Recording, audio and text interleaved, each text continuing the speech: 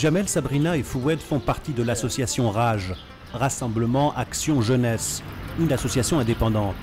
En 1962, ils n'étaient pas nés.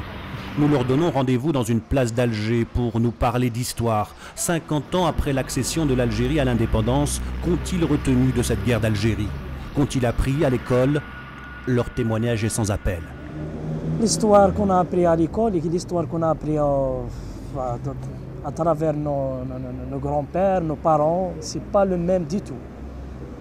Les acteurs de l'histoire, le côté politique de l'histoire, on ne le connaît pas, on connaît juste l'armée. On a l'idée générale, c'est que l'armée, c'est juste l'armée qui a contribué dans la libération du pays. Le côté politique, on ne le connaît pas. On n'a pas assez de connaissances, surtout dans l'école. Moi, personnellement, je sais l'histoire qu'ils nous ont appris dans l'école, c'est fausse. Donc, et je suis sûr que 80% des Algériens ne savent pas la vraie histoire. C'est une histoire qui est faite par eux-mêmes, à leur manière. À l'école, on a appris que l'indépendance de l'Algérie en 1962 a été arrachée par l'armée et tout. Mais les actes politiques comme le congrès d'Assouman, les déclarations, les négociations d'Évian, on ne savait rien du tout sur tout cela.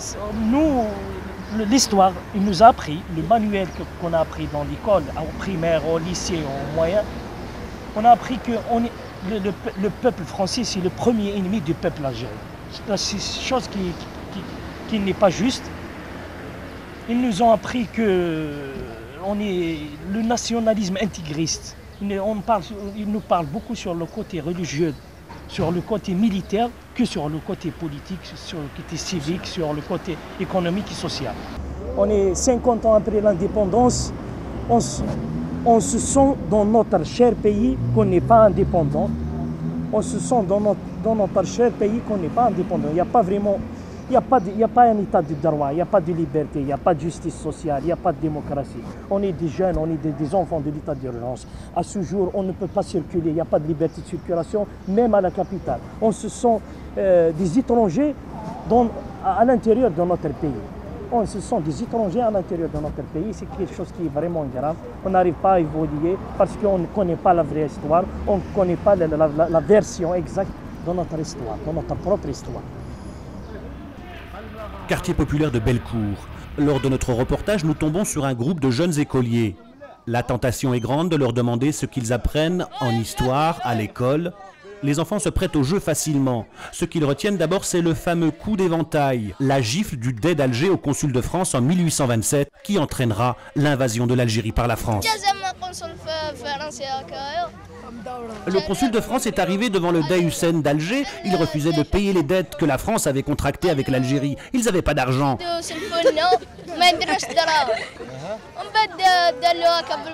Le Dey l'a alors giflé avec son éventail. C'est la raison pour laquelle la France a envahi l'Algérie. On sait aussi que 1,5 million d'Algériens sont morts lors de la guerre d'Algérie 54-62, des martyrs. Même question à Sofiane, 32 ans. Il travaille dans le commerce informel de la vente de textiles. Le jeune est en colère, plus que l'histoire, c'est son présent qui l'inquiète. Ce que j'ai appris de l'histoire, c'est que la France est partie et a laissé un œuf. C'est ça notre histoire. Rendez-vous compte, en 2012, ici les gens se battent pour acheter de la pomme de terre. 2012, des gens n'ont pas où se loger. 2012, la jeunesse est au chômage. 2012, les autorités investissent sur la construction de prisons. Allez ouvrir des hôpitaux, des sociétés.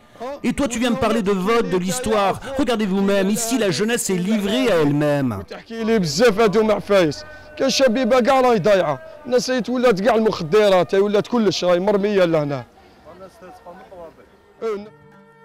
Hakim Haddad, la quarantaine, milite pour le Front des Forces Socialistes, le premier parti d'opposition en Algérie.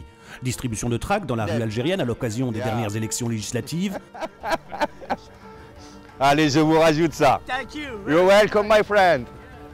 Et sensibilisation aussi sur l'histoire des chefs historiques de la révolution algérienne, comme son mentor, Hosni Ait Ahmed.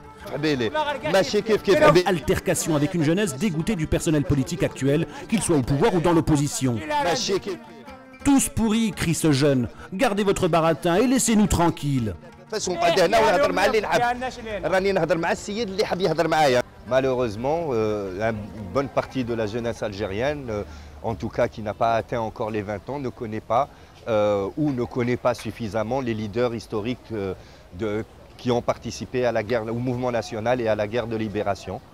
Voilà, et on en arrive à ce que, quand le premier président Ben Bella est décédé, j'ai discuté avec des jeunes dans les cafés, dans les rues, et certains d'entre eux, de moins de 20 ans, me disaient « je ne connais pas ce bonhomme dont tu es en train de me parler ». C'est quand même assez extraordinaire. Il faut réhabiliter l'histoire de l'Algérie avec ses bons côtés et ses moins bons côtés. Cette vieille dame est venue se recueillir devant le cercueil d'Ahmed Ben Bella, premier président de l'Algérie indépendante. Un historique qui n'est pourtant pas connu de la jeunesse algérienne et pour cause. Porté au pouvoir en 1962 avec le concours du colonel Boumedienne, Ben Bella sera renversé par celui-ci le 19 juin 1965 après un coup d'état militaire dont Abdelaziz Bouteflika fut un des principaux instigateurs. Puis ce sera la prison. Ben Bella y restera plus de 12 ans sans jamais être jugé. Le cercueil a traversé les rues de la capitale. Les jeunes Algériens avaient oublié cette figure historique. La faute en partie au manuel scolaire écrit par le régime algérien qui avait gommé sa trace jusque dans les années 2000.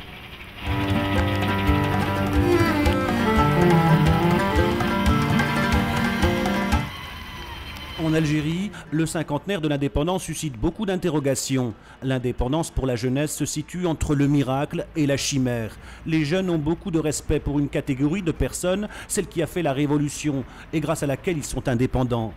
Mais ils en ont beaucoup moins pour ceux qui ont repris le flambeau.